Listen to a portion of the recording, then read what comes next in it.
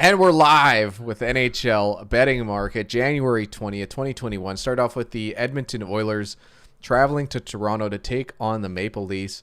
643 bets in this one, fat guy. Moneyline open minus 148. It's been bet up to minus 149. 51% of bettors and 75% of the money is on the Maple Leafs. Let's take a look at the puck line to see if it tells a different story than the money line.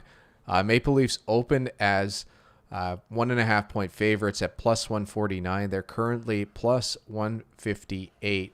16% of bettors, 80% of the money is on the Maple Leafs puck line. So it's interesting to note that the money line moved in the Maple Leafs' favor with more money, which makes sense, albeit a very, very small, very minimal line movement.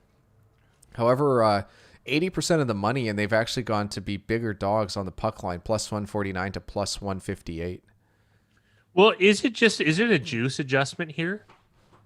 Like, let's be honest. It could be, because it might be that one of these markets came out before the other, and these aren't congruent. But it's still interesting to note here that there is more money coming in on the puck line, especially as like plus 158, 80% of the money. They're taking quite a bit of exposure if the Leafs win by two or more. Absolutely. That's why I kind of like when we look at this next market.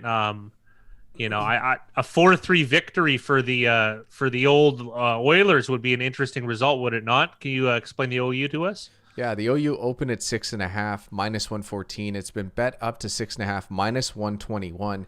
87% of bettors are on the over. However, 51% of the money is on the under, despite that line being plus 108. So the books definitely want the Oilers to win.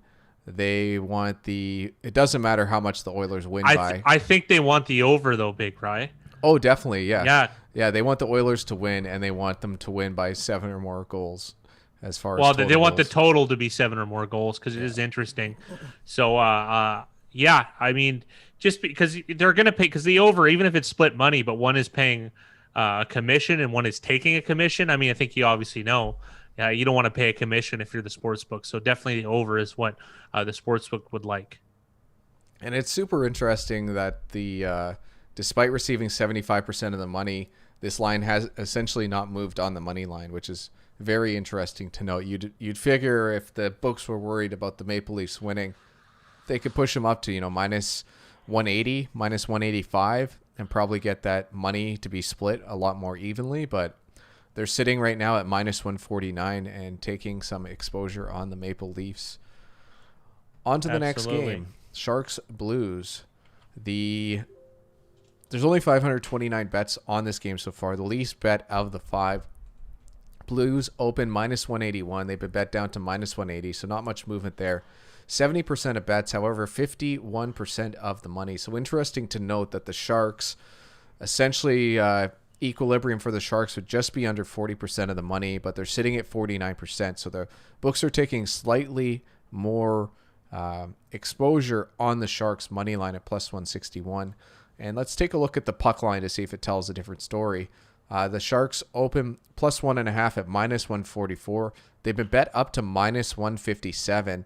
36% of bettors, 82% of the money on the Sharks to either win or lose by 1 goal.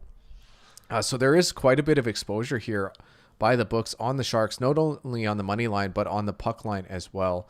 But the other thing to note, fat guy, only 529 bets so far. Yes, low volume. So it is interesting. A Blues victory by 2 is probably the best result so far. So let's give it a complete picture on the OU. The OU opened at 6. It's been bet down to 5.5, even though currently there is heavier juice on the over at 5.5. What is interesting to note, though, 57% of bets on the over, but what's really interesting is that 88% of the money has been placed on the under. So the total goals moving from 6 to 5.5 makes sense. It's just interesting to see that the juice is so heavy on the over. So it looks like they're a little bit worried about buyback on the 5.5 over. It is interesting, and I am going to point out an interesting note. It's so the OU, if it lands on 6, that's probably going to be an okay result, I would imagine. Yep. Whereas they need the Blues to win by 2. So probably the best and most likely score would be 4-2 Blues, and that would pay on some websites 14-1. Interesting to know. That is interesting to know. Let's move on to the Wild Ducks game. 718 bets so far. The Ducks open plus 120. They've been bet down to plus 118. 40% of bets, 51% of money. So just a little bit of exposure on the Ducks, but not much. This looks like it's going to be pretty close to equilibrium. The puck line, though, Wild open minus 1.5, plus 181. They've been bet up to plus 191. They've only received 12% of bets, but 82% of the money. I think that's really interesting to note that they've received 82% of the money, and they'll potentially have to pay out at plus 191. So the book's taking that's a big lot of exposure payout there on the Wild to win by 2 or more on the road. Yeah, I mean, obviously it's better for them to. The Wild winning by 1 actually fits them the best, considering the money division on the money line. Because look, if the Ducks win and it's half the money, they're not going to be able to pay with the other half, right? Whereas if the Wild win, they're going to make a pretty nice commission. But they need the Wild to win by 1, considering like if it win by 2, they're going to have to pay out 82% of the public with 191 almost juice. a 2-1, yeah, or 82% of the dollars rather. It doesn't matter whether it's the volume. Like if it's 82% people betting 82% of the money, it makes no difference if it's 1% betting 82% of the money. They're still going to have to make that payment, right? So that is very, very interesting. So a Wild by 1 is kind of the result they're looking for. And then on to the Canadiens Canucks game. 680 bets so far. Canadiens opened at minus 123. They've been bet up sorry, Big Rye. The OU for this game? Yeah. Sorry. Yeah. For Wild Ducks, it opened at 5 with juice on the over at minus 129. It's been bet up to 5.5 with juice on the under at minus 116. 63% of bettors are on the under. However, 72% of the money on the over, helping push that up half a goal. But interesting to note, right, that the juice on the 5 was heavy on the over.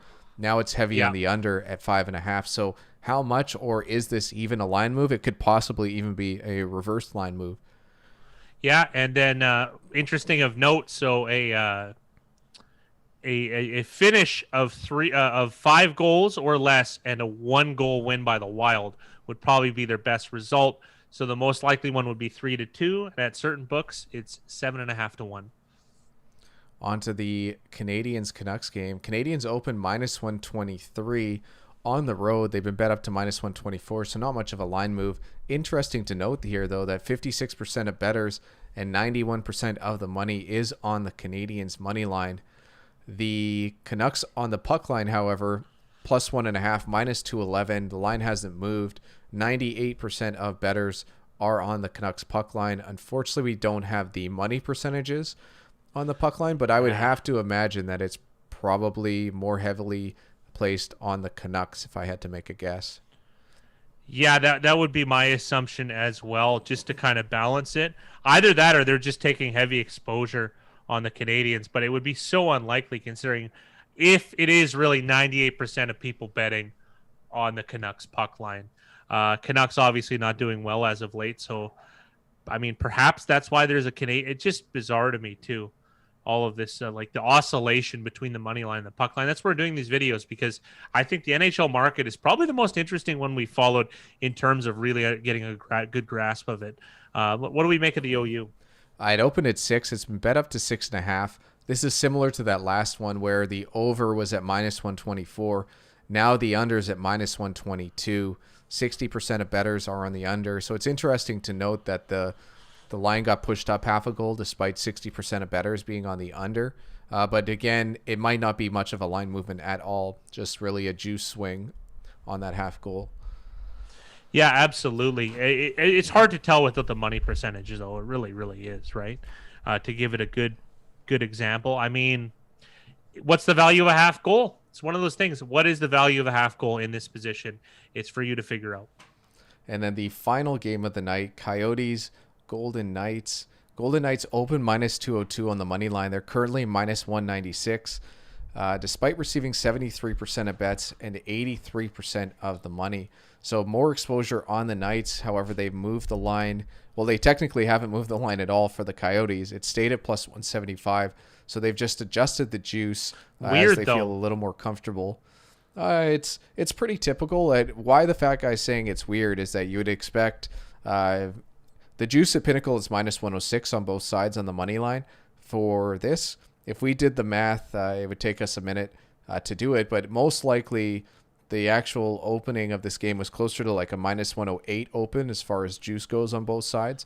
And now they've adjusted it back to that minus 106 on both sides. They've just adjusted it in favor, or not in favor of the Coyotes, but against the Knights from minus 202 to minus 196.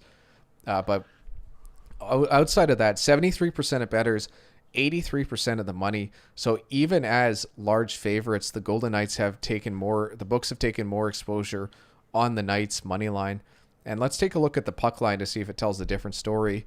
And it doesn't. It's actually even more exposure on the Golden Knights, considering they are, if they were to win by 2 or more goals, plus 119 to plus 126. Only 32% of bettors, but 99% of the money is on the Golden Knights to win by 2 or more. So huge exposure from the books on the Golden Knights with this 756 bets. I'm going to posit a theory. Is it possible that the Knights, in terms of market per capita, like departure from bets above average, like the Golden Knights are probably going to face more support in a betting market than any other team because of their location? Is that a possibility? I think that's safe to say. And honestly, like the second we're done this video, we could find that out in a few minutes. It's one of those things where the fat guy and I like to measure the percentage of bets, the percentage of money, and the number of bets for each one of these markets. And his theory is that the Golden Knights are going to be probably in the top 10 for all 3 of those categories. I was going to say top 5 even. Because almost regardless of performance, they're going to draw a little bit more ire, I would imagine. But again, these are theories. That's why you track data, to try and figure this puzzle together as best as you can. The other thing I want to note is that even though 99% of the money is on the Golden Knights puck line, the juice actually has moved in favor of the Coyotes from minus 134 up to minus 139. So the win percentage they're saying is actually greater for the Coyotes, despite so much money coming in on the Golden Knights.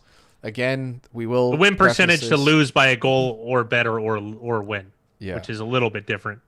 The what's interesting to note is that for all of these NHL markets, like 756 bets is the most so far. So it's interesting to note that a lot of the other markets we follow usually have a lot more bets. So it's hard to say how strong or how weak some of these market indicators are because of the total number of bets that we see. On to the OU, the final market of the night. Open 5.5. The juice has moved in favor of the under from plus 103 to minus 109. 48% of bettors and 70% of the money has helped push that juice in favor of the under. That's. I mean, that is, I guess, is that a lateral movement here, considering the money? I think this is. I feel like the OU is just a much smaller market than, especially in a Golden Knights game.